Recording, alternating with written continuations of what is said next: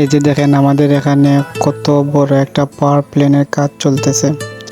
আমাদের এখানে অনেক বড় বড় কয়েকটা কোম্পানি চলে আসছে। আমাদের এখানে কাজ চলবে।